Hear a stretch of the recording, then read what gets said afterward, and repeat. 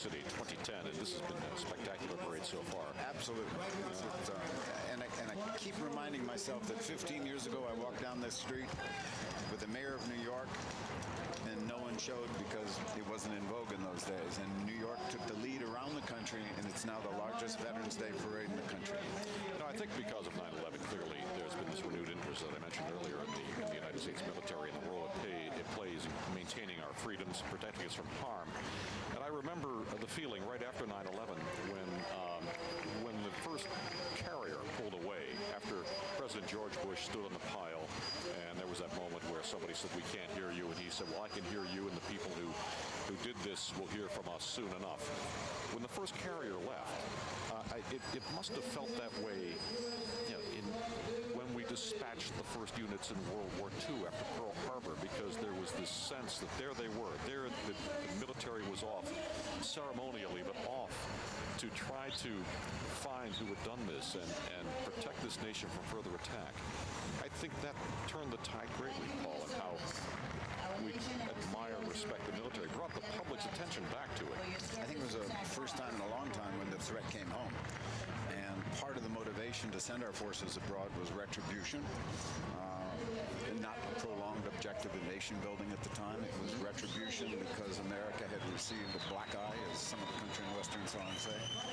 And I thought it was wonderful the way the country literally wrapped themselves around each other and embraced our military and wished them luck. And when they came home, they marched in parades that had not been seen in this country for decades.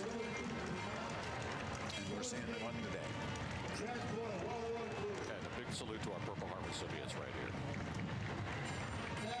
In this war, the Purple Heart is much more difficult to earn. They've raised the standards. In the past, oftentimes, if you were required to see medical help and assistance after a battle, by definition, you were awarded a Purple Heart. In this particular war, like all the other awards and decorations, it's much more difficult for these young men and women to earn. Why did they raise the standards? I think it's a pause between wars. It's just we lost touch with what the original standards were.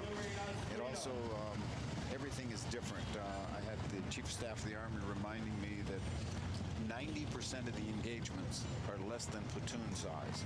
So there are no fixed battles with masses of forces. And they say that because of that, the circumstances have changed. I personally believe decorations are really an honor for a unit and an honor for a person. And the personal ones, it's one-on-one. And if it's a squad or a division, it's still one-on-one. Back to something we were discussing a little earlier about the role of women in the military. There was a unit when we had the World War II unit one time.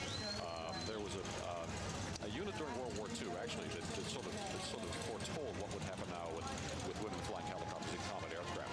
The Women's Air Force Service Pilots was organized. And this was a group of women who were aviators. They persuaded the War Department, it was over in Janet Cochran, I think was that called. They persuaded the War Department to let them take over some of the routine flying of combat aircraft, getting them from the factory to the airfields, target towing, to free up the men for combat. And some 900 and some women trained right alongside the men, learned how to fly the P-51s, the B-17s, the B-24s, every combat aircraft in World War II. And what often stunned people in far-flung military bases as they were ferrying these planes in. You'd see a P-51 come screeching into the runway, and the canopy would fly back, and the pilot would stand up, the helmet would come off, and this long, blonde, flowing hair. It was a woman at the controls, so they were ready. Well, today, if you go to Afghanistan, Iraq, or if you go to Langstuhl, the military hospital in Germany where they medevac all the wounded, what you'll find is women flying those planes. And one of the most dangerous jobs in any war is flying a medevac chopper. And today, women are doing that. Tuskegee Airmen, I want to just make a shout out here. I hope we have a chance to be one of those guys. But they were an extraordinary unit in the Second World War. When they finally got the P-51s, they painted the tails red. They were known as the Red Tails, and they did a terrific job knocking down enemy aircraft, escorting our heavy bombers. They were a segregated black unit, and we'll have a chance to talk about them a little later. U-Haul is honoring all of those who serve in the military. They've got over 50 team members from companies across the tri-state. U-Haul was founded in 1945 to serve the needs United States for families. When they came back from the war, there was a lot of mobility in this country as we built the country up. And the U-Haul trailer was invented, basically, to serve their needs, to give them one-way rentals for the trailers. We have a feature on that now. Well, U-Haul's been a tremendous supporter of veterans across the country. They've been very supportive of this parade. Every year we've held it, U-Haul's been there and been one we can count on from the start. Hello, I'm Mike Wyram, Vice President, U-Haul International for Dealer Marketing Programs. I'm also a veteran, 22 years with the United States Air Force. You've probably seen some of our U-Haul trucks, trailers, towing equipment on the streets of your hometown or while driving across America. We've probably even helped you and your family move to a new post or assignment. What you didn't know probably was that U-Haul was founded by a veteran and his wife, a Navy man returning after World War II in 1945.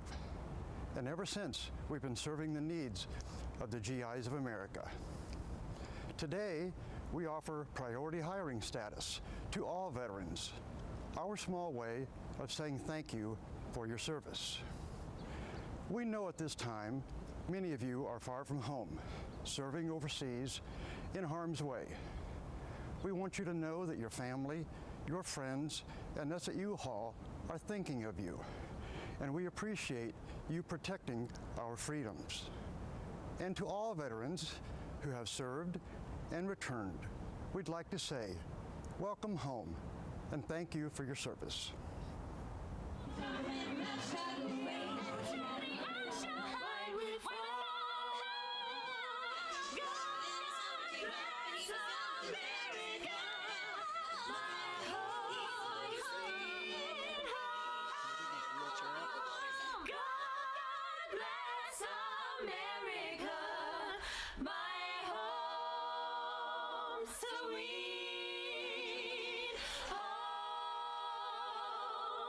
My home, sweet home.